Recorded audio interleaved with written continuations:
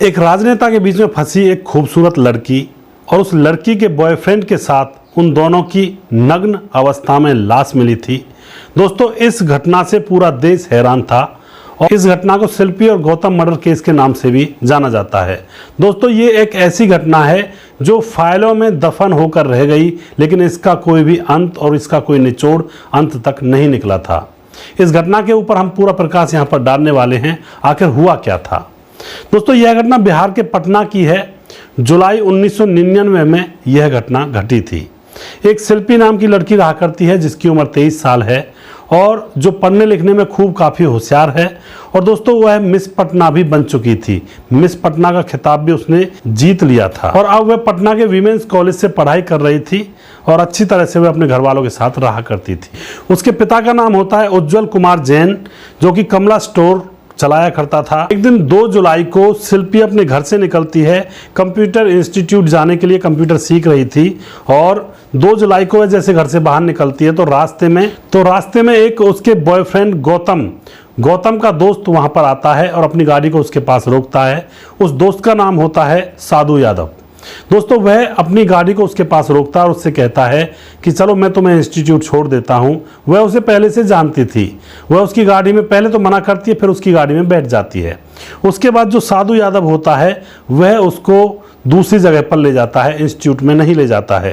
दोस्तों, साधु यादव शिल्पी को इंस्टीट्यूट ले जाने की कह करके गाड़ी में बिठाता तो है, लेकिन उसको फुलवारी शरीफ पर मौजूद अपने गेस्ट हाउस में ले जाता है।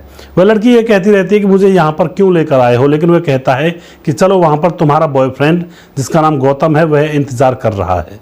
दोस्तों, अब यहाँ पर गौतम के बारे में जान लेते हैं। गौतम, जिसकी उम्र 27 साल है, उसके पिता NRI डॉक्टर BN सिंह हैं जो कि लंदन में रहा करते हैं।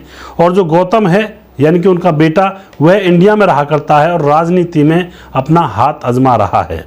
गौतम का दोस्त होता है साधु यादव। और साधु यादव कौन होता है दोस्तों? साधु यादव होता है बिहार के CM लालू प्रसाद यादव का साला। इनको आप भली भांति जानते भी होंगे। तो यहाँ पर क्या होता है, साधु यादव उस लड़की शिल्पी को अपने गेस्ट हाउस पर ले जाता है। दोस्तों, वह गेस्ट हाउस सरकारी था, पर उसकी पहचान अय्यासी के अड्डे के रूप में की जाती थी, यानी कि वहाँ पर अय्यासियाँ हुआ करती थी। अब क्या होता है, वहां अक्सर नेताओं की रंगीन पार्टियां चला करती थी, इसीलिए उस गेस्ट हाउस को अय्यासी का अड्डा कहा जाता था।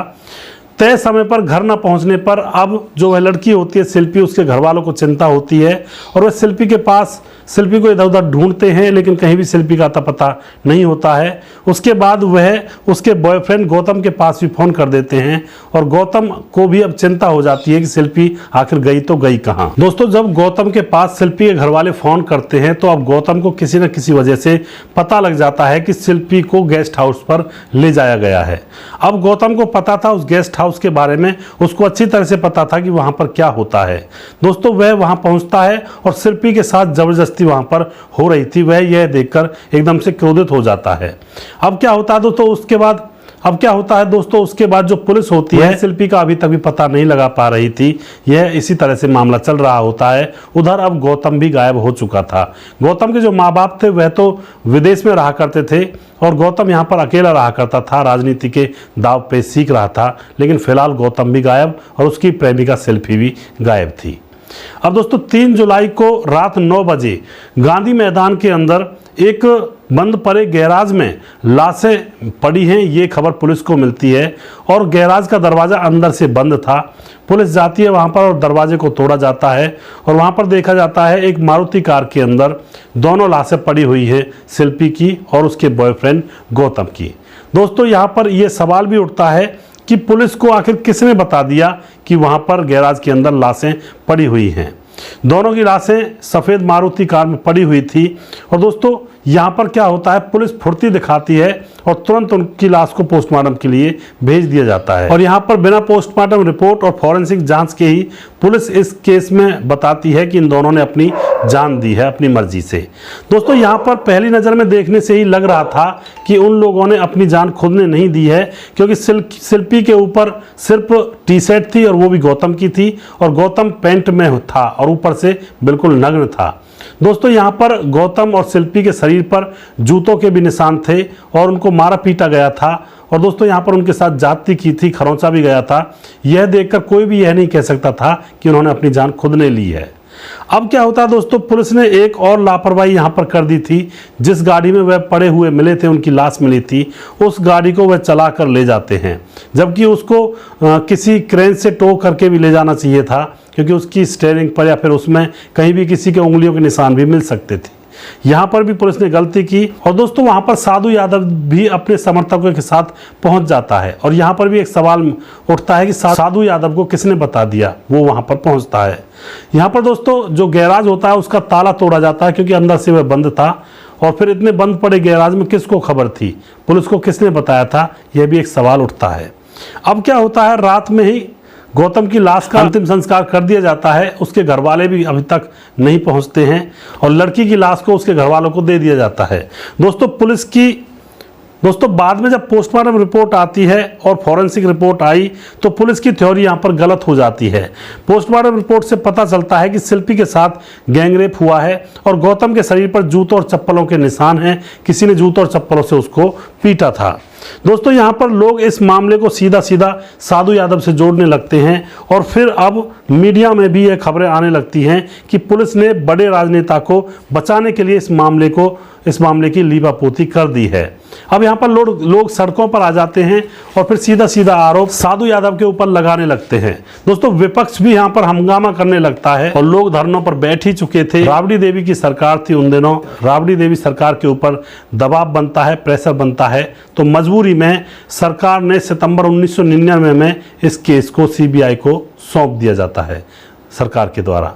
अब यहाँ पर जांच में सीबीआई ने 4 साल का तकरीबन वक्त लगाया था। 4 साल का वक्त आखिर क्यों लगाया गया था, यह भी एक सवाल बनता है। साधु यादव से उनका डीएनए सैंपल भी सीबीआई ने मांगा था, जिससे कि उस लड़की शिल्पी के डीएनए से उसको मैच किया जा सके, क्योंकि दोस्तों यहाँ पर जो पोस्टमार्टम रिपोर्ट आई थी उसमें बहुत सारे ऐसे सबूत मिले थे जिससे कि यह केस की कार्रवाई अच्छी तरह से हो सकती थी। लेकिन यहाँ पर जो साधु यादव होता है वह अपने ब्लड का सैंपल देने से मना कर देता है। दोस्तों उसके बाद क्या होता है, बाद में सीबीआई ने भी कोर्ट में जाकर यह कह दिया कि इन दोनों ने अपनी जान खुद ने ही ली है। दोस्तों यहाँ पर पहले तो सीबीआई लड़की शिल्पी के घर जाकर यह बात बता रही थी स्टार्टिंग में कि शिल्पी ने खुद अपनी जान नहीं दी है, इन लोगों ने उनको किसी और ने मारा है। लेकिन बाद में न जाने सीबीआई को भी क्या हो जाता है, बाद में सीबीआई भी यही कह देती है कि इन दोनों ने अपनी जान खुद ने ही ली है। शिल्पी के घरवाले सीबीआई रिपोर्ट से सहमत नहीं थे, खासकर उसका भाई जिसका नाम होता है प्रशांत, वह इस केस को दोबारा से इसकी पैरवी करना चाहता था। शिल्पी का भाई प्रशांत इस मामले को फिर से अदालत में ले जाने की तैयारी कर ही रहा था, बस उसको उसके घर के पास से ही उसका अपहरण कर लिया जाता है। और दोस्तों अपहरण करने की पुष्टि वहाँ पास में ही थाना था, पुलिस ने भी उसके अपहरण की पुष्टि यहाँ पर की थी। अब दोस्तों क्या होता है, 2-3 दिन के बाद प्रशांत घर लौट आया, और उसके बाद वह बिल्कुल खामोश हो जाता है, अपनी बहन के केस को आगे लड़ने से बिल्कुल ही रुक जाता है, मना कर देता है, अब वह आगे कार्रवाई नहीं करता है। दोस्तों यहाँ पर शिल्पी और गौतम की मौत का कारण पुलिस की फाइलों में दफन होकर रह जाता है। तो यहाँ पर इस तरह से इन दोनों की मौत हुई थी, और लोगों ने आंदोलन किए थे, लोगों ने नेता को आरोपी बताया था, और बहुत सारे ऐसे रीज़न दिए थे कि इन्होंने ही यह आरोप किया है, और फिर उसके बाद यह केस फाइलों में दफन होकर रह जाता है। आज तक भी इस केस का खुलासा नहीं हुआ है कि आखिर शिल्पी और गौतम की हत्या की गई या फिर उन्होंने अपनी जान खुद ने दी गई। लेकिन दोस्तों लोगों का कहना यह भी था कि शिल्पी खुद अपने बॉयफ्रेंड गौतम की टी शर्ट को पहनकर क्यों आखिर मरेगी, अगर मरना ही होगा तो वैसे भी मर सकता है कोई भी।